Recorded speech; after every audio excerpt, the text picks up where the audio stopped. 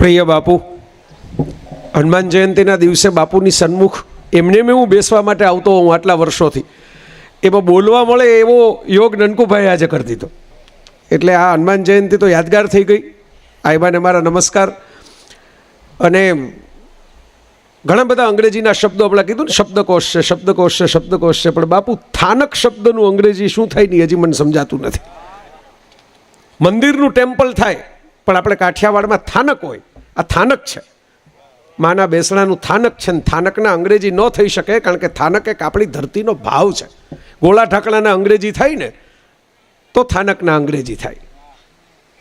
આ થાનકે આવ્યો છું એટલે હું ખાસ ભાવ વંદના કરું. અને ભદ્રભાઈ કહેતા હતા કે રેખાબેન તો ઓપનિંગ બેટ્સમેન છે. સંજુ સેમસન જેવું ઓપનિંગ હતું. બરાબર, આવતા વેત એટલા બધા સિક્સર ને ફોર ને બધી બાઉન્ડ્રી કંઈ દોડીને રન લેવાની વાત જ નહીં. સીધી ફટકાબાજીથી જ પૂરો કરી નાખ્યો આખો મેચ.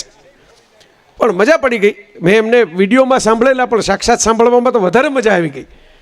અને પોતાની ધરતીના વર્ણન કરતાં કરતાં, પોતાની વેદનાનું વર્ણન કરતાં કરતાં જે માણસ વેદનામાં હાસ્ય ઉમેરી શકે ને એ વિદુષી કહેવાય.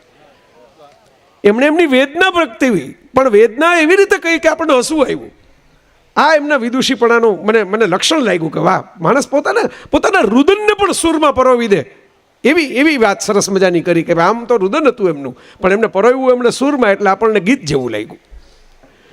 સતવા બાબાને જોઈને મને આનંદ એ થાય કે જગતગુરુ જુવા નહીં હોય.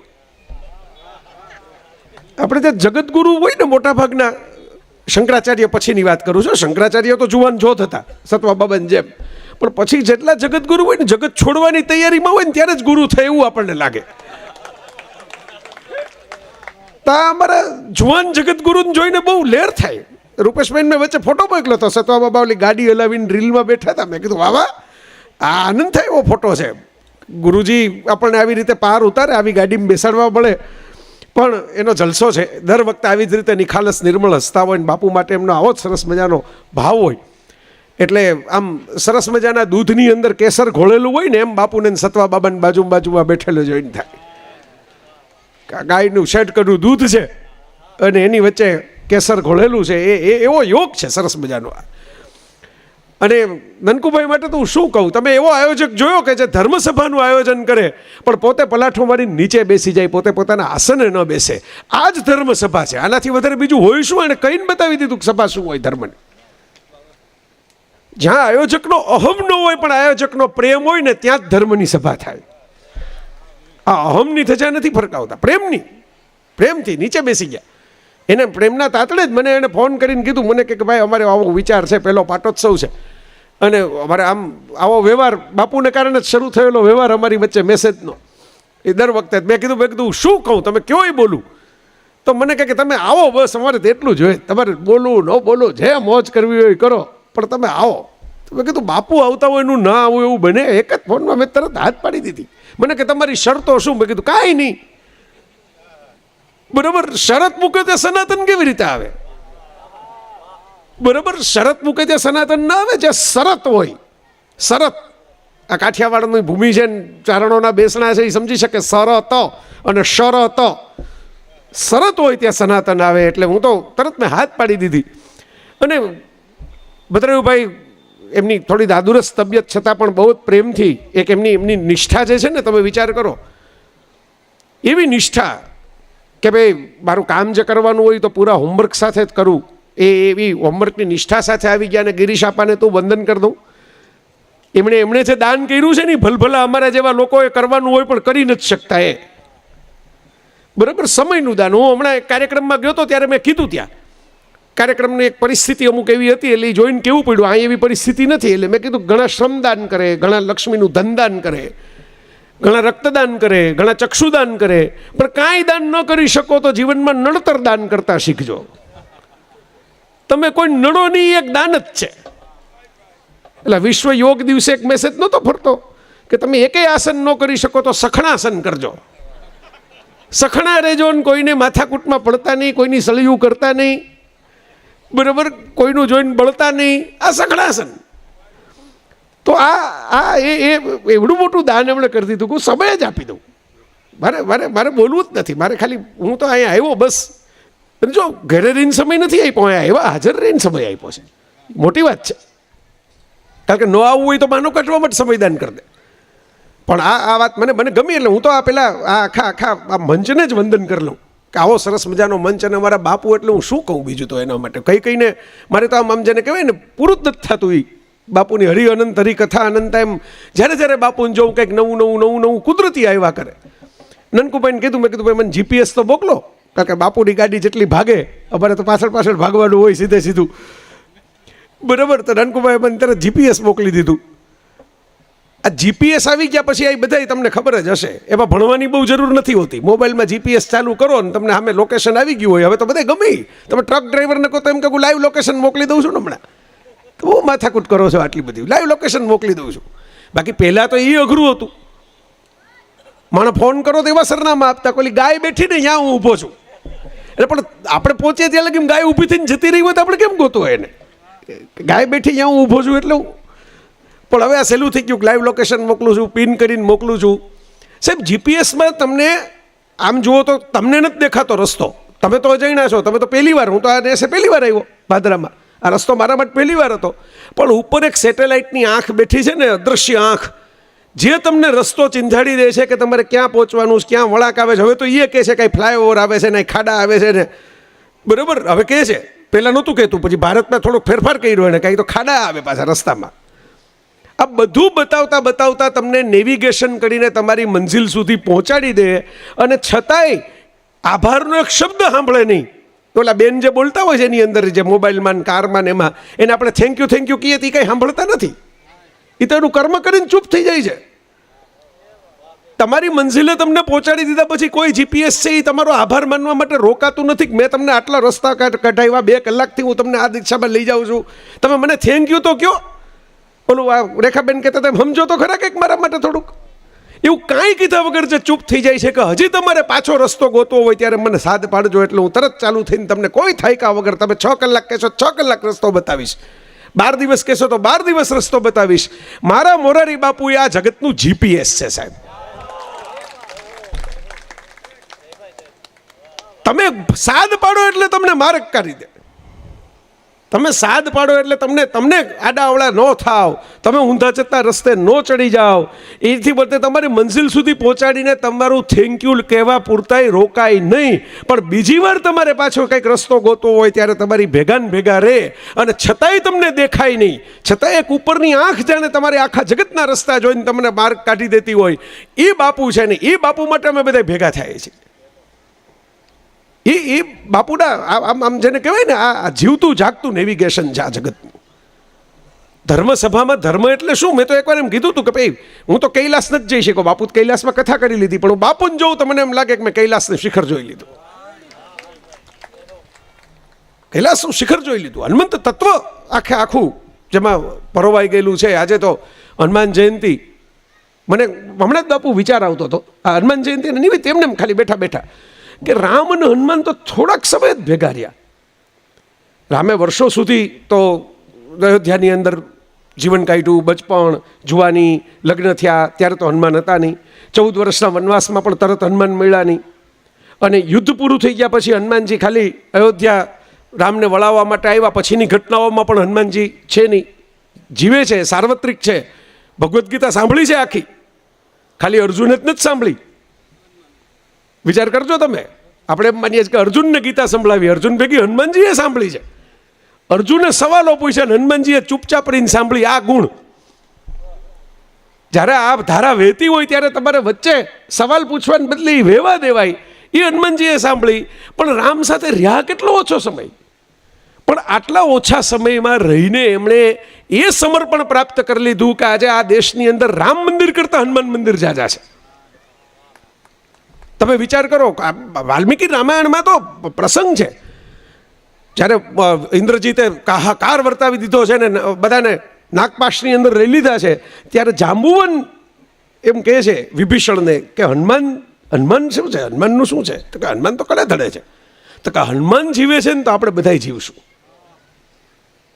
હનુમાન જો જીવે છે આ જગતની અંદર તો આપણે બધા જીવશું. આ શબ્દો જાંબુવાન જેવા મહર્ષિ જેમણે હનુમાનને એમ કહેલું કે તમે આ 100 યોજનનો સમુદ્ર ઓળંગી શકશો, એ જાંબુવાને એમ કહે છે કે હનુમાન જીવતા હશે ને તો આપણે બધાય જીવશું, એમાં બાપુ જીવે છે ને ત્યાં લગી આ સનાતન જીવશે. હું આ બહુ દ્રઢપણે માનું છું, કારણ કે સનાતનનો જે સાર હું સમજો છું ને એ બાપુના રૂવાડે મને દેખાય છે પ્રગટ થતો. જે સનાતનને હું સમજો છું, આપણે સનાતનને બીજા ધર્મોનું શીખીને પછી એના જેવો બનાવવા મથીએ છીએ કે પહેલામાં એક પુસ્તક છે તો આપણે એક પુસ્તક ગોતી આવીએ, પહેલામાં એક ગુરુ છે તો આપણે એક ગુરુ ગોતી આવીએ, પહેલામાં એક આવો ઈશ્વરની આમ બંદગી થાય છે, આમ પ્રેયર થાય છે, આપણે આવું જ કંઈક ઊભું કરવું જોઈએ. આ નકલ એ સનાતન નથી. અસલ સનાતન તમારે જોવું હોય તો તમે તો પવિત્ર ભૂમિમાં બેઠા છો, આ તલગાજડાની પાડોશમાં બેઠા છો. આ અસલ સનાતન છે. કોઈ જે કરે એની કોપી કર્યા વગર મારો જે નિજતા છે એ ગુમાવ્યા વગર હું આખા જગતનો થઈને રહું. ભારતે ધર્મની આ વ્યાખ્યા આપી. ધર્મમાં બહુ મજાની વાત એ છે કે ધર્મમાં આપણે છે ને આને આ કર્યું ને આને તે કર્યું ને આને તે કર્યું ને આટલું બધું મથીએ છીએ. મોટા ભાગના ધર્મોની અંદર જે તે વ્યક્તિએ એ ધર્મ માટેનું કાંઈ વ્યવસ્થિત કર્યું જ નથી. એમણે ખાલી જીવી ગયા. કર્યું પાછળવાળાએ. જીવનારા જ જીવી ગયા છે, ધર્મો લખી નથી ગયા. બાઇબલ જીસસના મૃત્યુના 100-150 વર્ષ પછી સ્ક્રિપ્ટના સ્વરૂપે આવ્યું, ન્યૂ ટેસ્ટામેન્ટ. કુરાન મોહમ્મદ પૈગંબર સાહેબના ઇંતકાલના 100-150 વર્ષ પછી કેલિગ્રાફીના રિટર્ન સ્વરૂપે આવ્યું. નહોતા મોહમ્મદ સાહેબ વારસદાર મૂકી ગયા. એનો તો ઝઘડો હજી હાલે છે. શિયા અને સુન્ની વાળો ઝઘડો જે હાલે છે, જે મોટાભાગના સમાચારો વાંચતા હોય ને ખબર ન પડે કે હામાં કેમ આવી જાય. ઈરાન અમે લડવા માટે સાઉદી અરેબિયા શું કામ આવી જાય? એને ખરેખર ભેગા રહેવું જોઈએ. પણ એ ઓલો વારસદાર વખતનો ઝઘડો હાલે છે, કારણ કે મોહમ્મદ સાહેબ એવું કહી નહોતા કે વારસદાર. એ ખાલી મને શું સંભળાણું ગેપમાંથી એ અવાજ મૂકી ગયા. પછી પાછળથી આપણે એમાંથી વારસદાર ઊભા કર્યા ને એમાંથી આ ગાદી કોની, આ કોનું, આ રાજ્ય કોનું, આ ખલીફા કોનો. બહુ લાંબી માથાકૂટ છે, આપણે એમ પડવું નથી. બરાબર, પડો તો ક્યાં જાઓ એ આપણને દેખાય જ છે અત્યારે, એટલે પડવા જેવું નથી. તમે વિચાર કરો, બધી જગ્યાએ મેં દિલેશભાઈને લેખ મોકલો તો મેં લખ્યો તો, મેં કીધું આ બાપુને મજા આવશે કે જીસસ ક્રાઇસ્ટ ક્રોસ ઉપર ચડી ગયા. આખા જગતને ખબર છે, પણ ભદ્રાયુભાઈ જીસસ ક્રાઇસ્ટ ક્રોસ ઉપર કયા ગુના માટે ચડી ગયા? ચાર્જશીટ શું એમાં શું હોય? ઘણા પકડાઈ જાય, પણ પકડાઈ જાય કંઈક બીજા જ ગુનામાં જ પકડાઈ જાય. તમે વિચાર કરજો, બધાએ કંઈ મૂળ જે આરોપ હોય ને, મૂળ જે ગુનો કર્યો હોય ને એના માટે જ પકડાતા હોય એવું જરૂરી નથી. ઘણી વખત પકડાય કંઈક બીજા ગુના માટે, પણ ખબર હોય બધાને કે આરોપી તો આ છે જ, એટલે એમાં પકડાઈ જાય કંઈ વાંધો નથી, કંઈ ગુમાવવા જેવું નથી. બરાબર, બીજા આર્યા સાહેબ બેઠા છે ને, ખબર હોય, પણ પછી હવે કલમ ન લાગુ પડતી હોય. જે ઓરિજિનલ ગુનો જે દેખાતો હોય એની કલમ લાગુ ન પડતી હોય, એટલે કલમ કંઈક બીજી મારવામાં આવે. શિકાગોમાં એક બહુ મોટો ડોન હતો, અલ કેપોન નામનો. આ બધા ધુરંધરમાં દેખાય છે ને એવા ડોન જેવો ડોન. કોઈ રીતે ભેગું જ ન થાય, કોઈ રીતે ભેગું જ ન થાય. તમામ પ્રકારના ગોરખ ધંધા કરે. હવે ગોરખ ધંધા શબ્દ બોલવામાં શરમ આવે એવો છે. ક્યાં ગોરખનાથ ને ક્યાં ગોરખ ધંધાનો અર્થ? બરાબર, પણ હવે લોકોની જીભે ચડી ગયો છે. બાકી જે ઓરિજિનલ ગોરખ ધંધા છે ને એ ગોરખ ધંધા તો કરવા જેવા છે આ જગતની અંદર. ઓશો રજનીશે એમ કીધું હતું કે ભાઈ મારે 12 ચેતના જગતમાં પસંદ કરવાની હોય, પછી પાછી એડિટિંગ કર્યું કે 12માંથી 6 કરવાની હોય, પછી પાછું એડિટિંગ કર્યું કે હવે 4 જ ચેતના, 4 દિશાની 4 ચેતના મારે ભારતની પસંદ કરવાની હોય. એમાં એને પહેલા ગોરખનાથને મૂક્યા છે. પતંજલિ, ગોરખ, કૃષ્ણ, એમ અલગ અલગ ચેતનાઓ જે પસંદ કરી ઓશોએ. તો એ હલકે પણ કોઈ રીતે ભેગું ન થાય. તો પકડાણો કેમાં ખબર છે? દારૂબંધીમાં. પણ બાકીના 50 પ્રકારના ખૂન કર્યા હતા, પણ એમાં પુરાવો હતો નહીં, પણ દારૂબંધીમાં પકડી લીધો પોલીસે, અને પછી પકડ્યા પછી છોડ્યો જ નહીં. આ રીતે માણસ ક્યારેક કયા ગુનામાં પકડાઈ જાય ને એ તમને સમજાતું નથી. તમે વિચાર કરો, ધર્મના ક્ષેત્રમાં આવું બહુ થાય છે. કૃષ્ણએ જ્યાં જન્મ લીધો ને ત્યાં જવા માટે ઘણા ગુરુઓ તલપા પડે છે અત્યારે. બરાબર, પણ પહોંચી નથી શકતા. શું કામ પહોંચી નથી શકતા? કારણ કે એમણે ધર્મને અહમ બનાવી દીધો છે, અને બાપુએ ધર્મને પ્રેમ બનાવી દીધો છે. આ ફરક છે. ધર્મને તમારે અહમ બનાવવાનો છે કે પ્રેમ બનાવવાનો છે? હું વાત કરતો હતો જીસસને ચાર્જશીટ શેનું થયું? કયા ગુનામાં ક્રોસ ઉપર મરી જવાની સજા આપી? પશુ બલિ અપાતો તો, પંખીઓ અને બળદોને લઈ આવવામાં આવ્યા હતા યહૂદીઓના જે વખતના જે ધર્મસ્થળ હતું, કારણ કે એ તો યહૂદી હતા. એ તો જીસસ ક્રાઇસ્ટ ખ્રિસ્તી નહોતા. ખ્રિસ્તી તેને પછી બધાઈ થયા. એમણે તો નહોતું ચર્ચ બનાવ્યું, નહોતું બાપ્તિસ્મા લીધું, જેવા આવ્યા એવા જ જતા રહ્યા હતા એમને. એમણે એમ કીધું કે આ પશુ પંખીઓ નિર્દોષ જીવોની હત્યા કરીને આપણે ઈશ્વરને શું ખુશ કરશું? આ અબોલ જીવોની હત્યા કરીને આપણે ઈશ્વરને ખુશ કરી શકાય નહીં. એમાં એણે અવાજ ઉઠાવ્યો ને એ ગુનો નોંધાણો કે આમણે અમારા ધર્મસ્થળમાં આવીને ડખા કર્યા. આપણી દેશી કાઠિયાવાડીમાં કહું તો કે જીસસે અમારા ધર્મસ્થળમાં ડખા શું કર્યા? તો કે અમે જે બલિ માટે જે પશુ પંખીઓ લઈ આવ્યા હતા એને આને છોડી મૂક્યા, અને એ ગુના સબબ એને ક્રોસ ઉપર ચડાવી દેવાની સજા થઈ, બીજા જીવને બચાવવા માટે, બીજા જીવનું રક્ષણ કરવા માટે. એટલે મેં તો આખો પછી સંશોધન કરીને લેખ લખ્યો, કારણ કે જો માંસાહારી હોય તો માણસને આ વખતે આવે નહીં કે જીસસ શાકાહારી હતા, એના પુરાવા છે, એના અલગ અલગ, એવી લાંબી કથા છે. પણ મારો કહેવાનો મતલબ એ છે કે જેટલા ધર્મો છે ને, રામે પોતાનું મંદિર નથી બનાવ્યું અને કૃષ્ણ પહેલા વૈષ્ણવ નહોતા. આ તમે વિચાર કરજો, જેટલા થઈ ગયા એ જીવી ગયા છે. પાછળથી બધાને એમ લાગ્યું કે આવું જીવવું હોય તો આપણે શું કરવું, એમ કરીને એમણે ગ્રંથો બનાવ્યા, એમણે નિયમો બનાવ્યા, એમણે નીતિઓ બનાવી અને અલગ અલગ વાત કરી. પણ જે સનાતન જે છે ને એ જીવવાનો ધર્મ છે. એટલે ધારે હતી ધર્મ આ કહેવાનો ને સાંભળવાનો ધર્મ છે જ નહીં. અમે બધા જે કરીએ છીએ ને એ તો છોકરા રમાડવાની વાતું છે. આ કહેવા સાંભળવાનો ધર્મ જ નથી. આ ધર્મ જીવી લેવાનો છે. શું જીવી લેવાનો ધર્મ છે? એક જ લીટી છે, ગોલ્ડન રૂલ. તમને મહાવીર સ્વામીમાં મળે, તમને મહાભારતમાં મળે, તમને બુદ્ધમાં મળે. એક જ લાઈન, તમારી સાથે થાય અને તમને ગમે એ તમે બીજા સાથે કરો, અને તમારી સાથે થાય ને તમને ન ગમે એ તમે બીજા સાથે ન કરો. આ ધર્મ છે ને બાકી બધી કોમેન્ટ્રી છે. આટલો જ ધર્મ છે. તમને કોઈક છરી હરાવી દે તમને ગમે, ન ગમે ને તો તમારે કોઈકને છરી નહીં પરવી દેવાની. તમારો મોબાઈલ કંઈક જટી જાય તમને ગમે, ન ગમે ને તો તમારે કોઈનો મોબાઈલ જટી નહીં લેવાનો. તમારી દીકરીને કોઈક અપમાન કરી નાખે તમને ગમે તો કોકની દીકરી વહુ તરીકે તમારા ઘરમાં આવે એનું અપમાન નહીં કરવાનું. બરાબર? આ સીધી સાદી વાત છે. તમારી સાથે થાય અને તમને તમારી પસંદગીનું તમે કંઈક કરતા હો ને તમને કોઈક નડવા આવે તમને ગમે તો કોક એની મરજી મુજબ જીવતું હોય અહીંયા તમારે નડવા નહીં જવાનું. મેં કીધું નડતર દાન, બીજું એકેય દાન ન કરી શકો, નડવાનું બંધ કરજો ગામને. એ મોટામાં મોટું દાન છે. તો આ સનાતન છે, આ સનાતનની મૂળ ધારા છે. તમારી સાથે થાય એ તમને જો ગમે ને તો એવું જ બીજા સાથે કરો, અને તમારી સાથે જે થાય તમને ન ગમે ને તો એવું બીજા સાથે ન કરો. એક લાઈનનો ધર્મ છે આ. મહાભારતમાં ધર્મ શબ્દ આટલી બધી વાર આવ્યો હતી, ધર્મને ક્યાં એમાં બીજું કીધું છે કે ધર્મ એટલે? ત્યારે ક્યાં વિધર્મો હતા જ કઈ ભારતમાં? એક જ કુટુંબના બે ભાઈઓ લડતા હતા તો ધર્મ સંસ્થાપનાર થાય, એમાં બીજો ધર્મ તો કઈ હતો નહીં, એક જ વંશ હતો. આપણા બાપુ રૂપિનભાઈએ સરસ પુસ્તક લખ્યું અંગ્રેજીમાં. એ અંગ્રેજીમાં લખે ને બોલે પાછું અડધું અંગ્રેજીમાં, એટલે આપણને પહોંચે નહીં આપણા સુધી પૂરેપૂરું.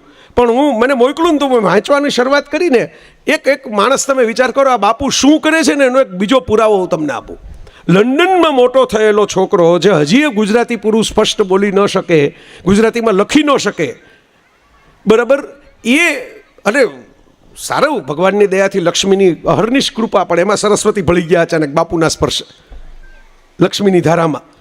અને એને પુસ્તક લખ્યું મહાભારતની ઓરિજિન સ્ટોરી એમ કરીને, સત્યવતી નામનું અંગ્રેજીમાં. અને પહેલી વખત મને ઝબકારો થયો કે ભાઈ આ વાંચતા કે વિચાર કરો લંડનમાં મોકલેલા રૂપિનભાઈ આપણને શીખવાડી ગયા. આપણે આટલા બધા અહીં ભારતમાં મોટા થયા, ભદ્રયુભાઈ કે હું વાર્તા સાંભળીને મોટો થયો, મને આ ઝબકારો નહોતો થયો કે આખી મહાભારતની કથાનું મૂળ છે ને એક સ્ત્રી સત્યવતીની એષણામાં પડેલું છે. અને આખી મહાભારત આમ તો એક એને લગ્ન કર્યા પછી જે દીકરો મળ્યો એ, અને એક લગ્ન કર્યા પહેલાનો જે દીકરો હતો એ, વેદવ્યાસ અને ભીષ્મ, આ બે વચ્ચે જ છે આખું મહાભારત, આખું હસ્તિનાપુર. આ કેવો નવો એંગલ છે તમે વિચાર કરો. તો મેં રૂપિનબેન કીધું, મેં કીધું આ તો ગજબ કહેવાય, તમને આવી બધી ખબર પડી તો મને ખબર નહોતી. તો મને કે હું તો હજી લખવાનો છું, હજી મારી પાસે પ્લોટ છે આગળ વધારવાનો. મેં કીધું મહાભારતમાં તો ઘણા લોકોએ કામ કર્યું છે, પણ આ નવું કામ છે, આ નવી વાત છે કે તમે એક સ્ત્રીના એંગલથી કે અહીંથી શરૂ થઈ. જો સત્યવતીએ શરત મૂકી ન હોત અને થયું કેવું વિચાર કરો, જેને આપણે મહાભારતનો વંશ કહીએ છીએ તો વેદવ્યાસનો વંશ છે. જેને કથા ખબર છે એટલે તો ખબર જ છે, કાઠિયાવાડમાં મારે કથા આખી મહાભારતની સંભળાવવાની હોય નહીં. એ સત્યવતીનું જ સંતાન, પરાશર અને સત્ય મત્સ્યગંધા. અને જે જ્યાંથી અટક્યું વંશ ભીષ્મ, એ સત્યવતીની શરત. શું થઈ શકે? સત્યવતીને અધર્મ નહોતો કરવો, પણ માત્ર પોતે મમત્વ રાખવા ગયા, માત્ર એસણા રાખવા ગયા કે આમ નહીં ને આમ, તો શું થાય એમના જ દીકરાએ લખવી પડી આખી કથા. હું મોરારી બાપુને ધર્મ સાક્ષાત કહું છું નહીં એટલા માટે કહું છું કે તમે વિચાર કરો કે ભારતમાં પેદા થનારા અમારા જેવાને જે એંગલ ન દેખાણો, એ લંડનમાં પેદા થનારા એક છોકરાને દેખાણો, એ એટલા માટે દેખાણો કે એ 25 વર્ષથી બાપુના સંગમાં છે. એના ચર્મચક્ષુ છે ને એ તો ભગવાનની દયાથી ખુલે છે, પણ એના અંતરચક્ષુ છે ને એ બાપુના સ્પર્શથી ખુલી ગયા આપોઆપ. આ સનાતન છે. તમે વિચાર કરો, આ જ્ઞાન સનાતન છે. સનાતન એ ધર્મ છે. ઓશો રત્નીશ એવું કહી ગયા હતા કે ભારત તમે ફોટા પાડો ને એમાં દેખાશે નહીં. ફોટા પાડો એ તો ટુરિસ્ટની જેમ તમને ફોટા દેખાય, આલ્બમ બનાવીને તમે કોકને બતાવી શકો જો આ કેવું સરસ છે, આ કેવું સરસ છે, પણ ભારતનો આત્મા તમને નહીં દેખાય. કારણ કે આ દેશે જીવવું કેમ ને એની ચિંતા જ નથી કરી.